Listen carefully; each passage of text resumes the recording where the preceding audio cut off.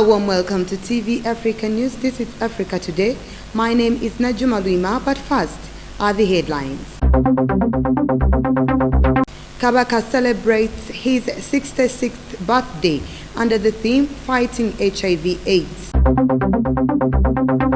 Government warns civil servants on demanding bribe from people to get money meant for Emyoga initiative. Labour Ministry and IOM agree on safety of migrant workers. New pro-President Felix Tshisekedi government established. And in sports, Uganda Cranes captain Dennis Onyango retires from international football. Now the news in detail. Government has started spying on civil servants and SACCO leaders who demand bribe from the beneficiaries of President Yoweri Museveni initiative on wealth and job creation, commonly known as Emyoga. Let's have more. The vision of the Third National Development Plan is to transform Ugandan society from a peasant to a modern and prosperous country. At the forefront of this goal is the Emyoga initiative, which has been rolled out to more than 4.3 million Ugandans. Emyoga, that presidential initiative on job and wealth creation, that is commonly known as Emyoga, and on the presidential directive on the markets. So this is a warning to those involving in acts of sabotaging the Emyoga program and the presidential directives on the markets. We are deeply concerned by reports in my office indicating that some civil servants and SACCO leaders are involved in acts of soliciting for bribes from the beneficiaries of the presidential initiative on wealth and job creation, otherwise known as the Emyoga program. We are not going to accept these acts of sabotage. As we talk, criminal investigators and intelligence agencies have swung in action. Some of these saboteurs are opposition elements who are going to be identified, and we shall flash them out. It is alleged that some have formed ghost circles to be used to swindle the funds, and that they are also deducting 10% from the beneficiaries of the program. A year into its implementation, some Ugandans wonder if Emyoga, which is being implemented through the Microfinance Support Center, is the magic bullet to Ugandans out of poverty. The project was launched in August 2019 by President Yoweri Museveni as a presidential initiative on wealth and job creation. Emyoga targets Ugandans, especially those in the informal sector, which comes together in form of savings and credit cooperatives, which are categorized in 8 clusters. Chairman yatugamba sente gye ziri. Nena atugamba tebagenda zituwa nga tetumaze okusavinga sente ne ziwera. Basinzira kwezo tebatuterese. Era obutabo mbu chairman yagenda obusigeza nga butereka buli weekend 5 mutwalo okumala ebbanga sente zoterese ku basinzira okuwa ku sente kuwola ku ziri sente. Nekinne tagenda kufuna sente. Kati ddala omuntu bwembanga business yagondi waka ongamba oti anti bwemba sikola togenda kumpa sente. Mba ina business yeka gwe bawola. Bannange government etuyambe. Batuyambe abaina abasobola okuyamba. Oba sente tebaziwa muntu wa wansi baziwa ina business akola wankati ngaffe byatula waka. Twagala naffe kwesitula tebatugamba osooka ku saving tata ina business tebamuwa. Kati kitufu batunyonyo tegeere. 30 million per constituency SACCO as seed capital, while the elected local leaders constituency receives 50 million shillings per constituency to catalyze the creation of revolving funds for on lending to the members in the parish groups. The communities get funding through establishment of various specialized funds, Emyoga-specific Apex circles at the constituency level, but with operations or branches at parish level. Yesterday, the resident city commissioner of Kampala, Hud Hussein, cautioned all civil servants and circle leaders who have started sabotaging the initiative by demanding bribe from the beneficiaries and registering ghost circles to stop it that government has already sent spies on the ground. The minimum number of members in each association is 7 and the maximum is 30. In case members exceed 30, the same Myoga would split into other groups of 30 members until all the members are fully absorbed in groups of 30. Although registration of the Myoga circle is free, each member is required to pay an annual subscription fee of 10,000 shillings and a membership fee of 10,000 shillings, making the total of 20,000 shillings.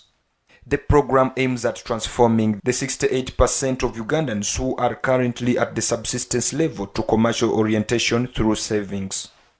TV Africa News, Kachanchu Mtabazi reporting. Officials from the Labour Ministry and International Organization for Migration have agreed to work closely to safeguard the rights of migrant workers that Uganda sends to the Middle East and other regions. We have more. The meeting held in Kampala last Friday designated IOM to offer consular services to Ugandan migrant workers in countries where Uganda does not have a diplomatic representation. The aim of the arrangement is to ensure that the labor rights of Ugandans are respected. In attendance were the United Nations Migration Regional Director for East and Horn of Africa, Mr. Mohamed Abdika, IOM Uganda Chief of Mission Sanusi Tejan Savage, while the Ugandan delegation was led by Minister of Gender, Labour and Social Development Frank Tumwebaze. Mr. Tumwebaze said a number of Ugandans have made distress calls while working as domestic workers abroad, adding that now is the time to intervene. He also said they asked the IOM in East and Horn of Africa to closely coordinate the activities of labour migration. Today, Buganda Kingdom celebrates the 66th birthday of the Kabaka of Buganda, Ronald Muwenda Mutebi II.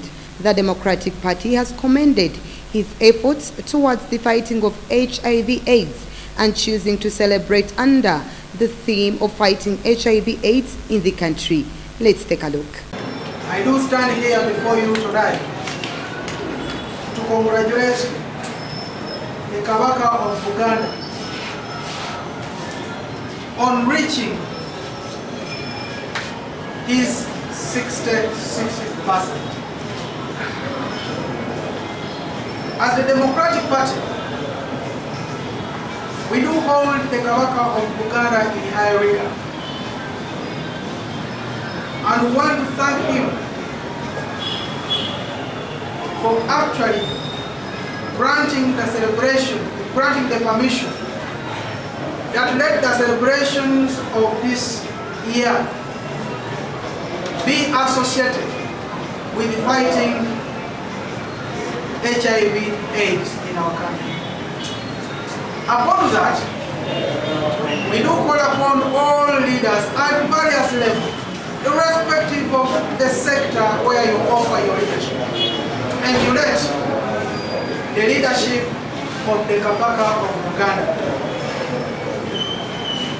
and we join the caravan to fight HIV/AIDS.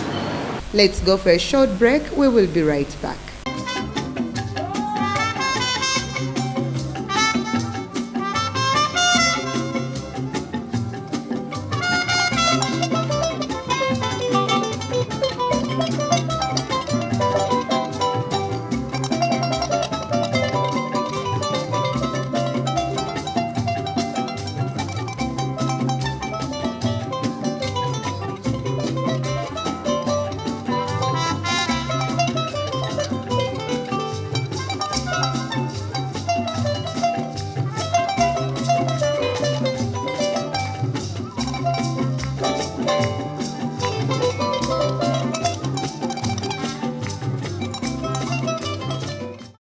Welcome back. You're still watching TV Africa News, The Right to Know.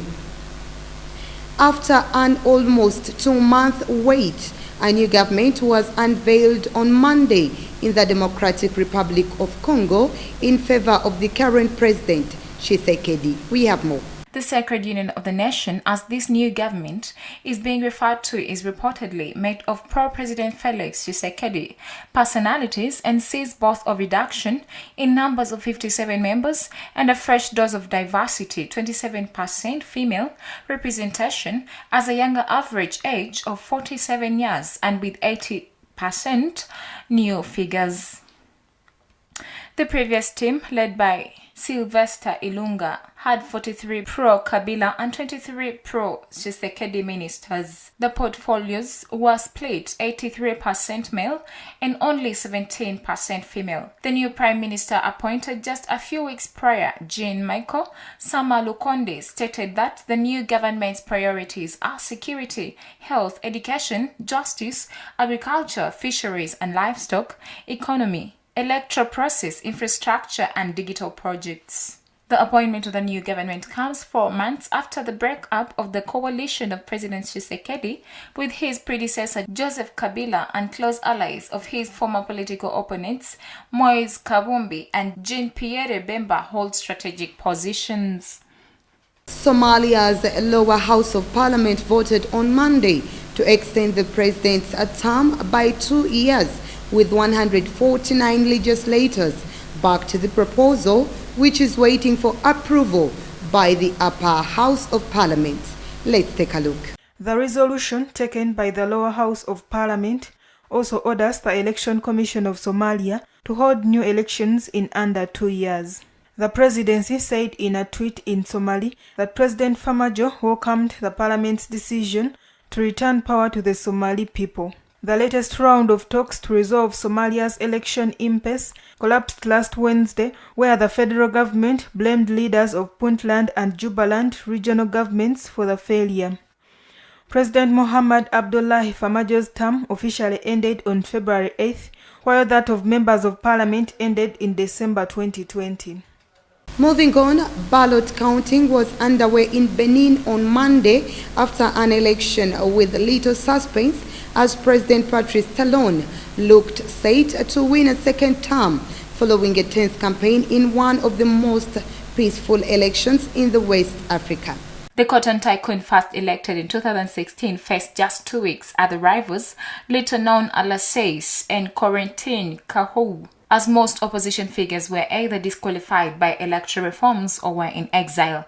In the economic capital, residents went about their daily lives Monday morning with little doubt over the election results scheduled to be announced by late Tuesday. Opposition leaders had called for a boycott, urging supporters not to accept the election they say is fixed, a claim Talon's backers deny. The turnout is not yet known but is expected to be low, with participation at several polling stations in Cotonou observed to be below 30%. The Electoral Commission said it had already received ballots 400 boroughs. Away from that, at least 34 people have drowned after a boat capsized off the coast of Djibouti, according to the International Organization for Migration, with no clear cause of the vessel to capsize. Let's take a look. The boat, operated by smugglers, was carrying about 60 migrants escaping conflicts in Yemen and who were on their way to Djibouti, according to the International Organization for Migration. The organization has expressed concern over the tens of thousands of young African migrants making the dangerous journey from the Horn of Africa to the Gulf states in search of work. It said the COVID-19 pandemic had forced many migrants to return to their countries because many countries closed their borders to curb the spread of coronavirus. Last month, at least 20 migrants died after smugglers pushed 80 of them from a boat off the coast of Djibouti. TV Africa News, Kachanchu Mtabazi reporting. Moving on still, Myanmar's ousted civilian leader Aung San Suu Kyi was hit with a fresh criminal charge on Monday as the junta's staff cracked down on dissent rolls on with protests continuing in Mandalay and Kelei. We have more.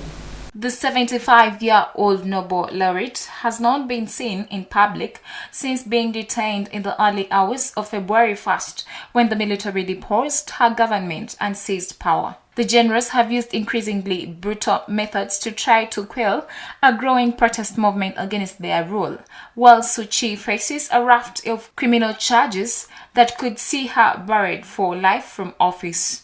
Lawyer Min Min Soe said Suu Kyi, who is under house arrest in Nay Pyi Taw, appeared in good health, but is not clear if she has any idea of the turmoil that has unfolded in the Myanmar over the past 2 months. More than 700 civilians have been killed in the space of just 70 days since the coup, according to the Assistance Association for Political Prisoners Monitoring Group, which says more than 3,000 have been arrested. Let's once again take a very quick short break. We will be right back.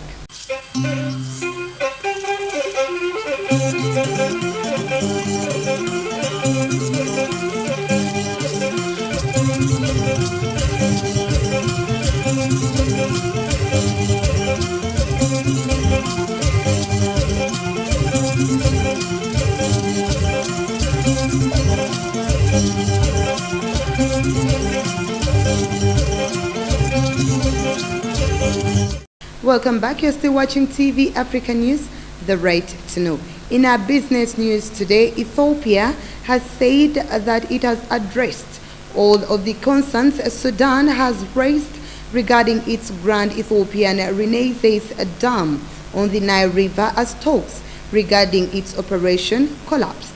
We have more. The Ethiopian Ministry of Foreign Affairs, in a posted tweet, said that data exchange has been offered and that dam safety is an issue that's well taken care of by Ethiopia for its own safety in the first place. The ministry questioned why Sudan should complain about the dam after loading it for years.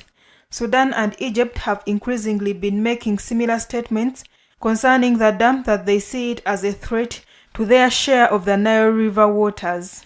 The ministry also accused Egypt of failing to recognize Ethiopia's generosity and understanding.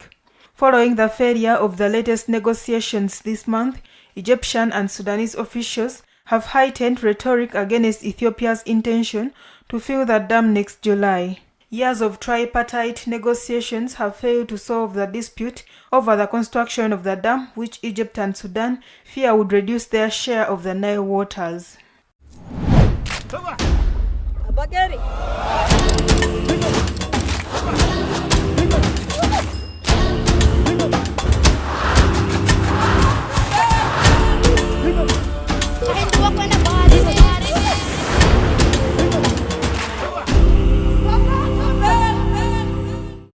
In our health news today, authorities in Botswana have stopped vaccination in some regions, saying doses allocated to them have been depleted after vaccinating 17,808 people by Monday evening. Let's take a look. According to information obtained by TV Africa from the Health Ministry, Botswana has so far vaccinated 17,808 people. People in affected regions have been advised to wait for the next vaccination shipment, which is expected to arrive in weeks, ministry said. Meanwhile, President Mogwetsi Masisi has moved a night curfew to midnight from the earlier start time of 10 p.m. Botswana has reported 40,998 COVID-19 cases, including 663 deaths.